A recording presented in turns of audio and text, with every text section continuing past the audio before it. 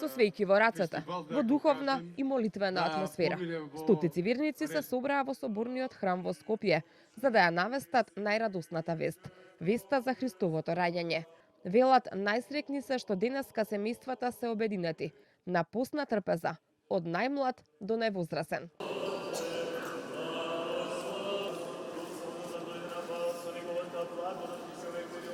Ние дома го празнуваме по традиција, правиме лепче со паричка, на масата ставаме се тие постни работи, риба, гравче постно, сармичка постно. Од овоше, сите овоше ги ставаме. Еден свет ден, Божик и голем празник за нас македонците православните. И традиционално ние вака приготвуваме постна трпеза, доаѓаме во соборниот храм, се собираме, земаме бадникови гранчиња, еве, и тие ги ставаме вечер на трпезата, исто имаме бадниково гранче, кај што ќе ни биде и погачата, нели, кога ќе го кршиме лепчето. А бадниковите свечености во главниот град се нераскинливо поврзани со традиционалните улоги на кумот и здравичарот, кои со здравици и благослови го најавија Христовото раѓање. Оваа година куме Зоран Кондратенко, а здравичар Јаков Дренковски. Денеска денот ни даде дожд, меѓутоа вика дождот е берикет, па ви посакувам берикет на сите во годинава што следи. Да ја честитам и новата година и празниците што следат. Убаво е да се видат вакви убави лица, каде што човек ќе посака да запее и да ви внесе мир во душите, а преку зборовите да ви дарува здравје и разбирање.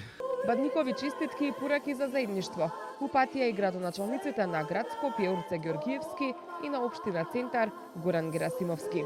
Да ви посакам на сите радост, здравје и среќа и мир во вашите домови. Ова се празници кои што од една страна не доближуваат до Бога, а од друга страна па и ни даваат можност да се обединиме како народ, а тоа ни недостасува. На сите нас да си ја почитуваме бадникарската традиција, што не поврзува и не сплотува. Дабовите гранчиња нека ни донесат здравје, среќа и берикет во секој дом, а на Бадник и Божик да подадеме рака на сите на кои им е потребна помош. Бадникарските песни не одекнаа само во храмовите. На улица Македонија најмладите ја изудеа бадниковата поврка, пеејќи ја вечниот Бог. Во рацете ја носеа Витлеемската ѕвезда, која е символ на Христовото раѓање, односно според легендата, кога Исус Христос се раѓал во пештерата, ѕвездата светела на небото, помагајќи им на мудреците да ја пронајдат.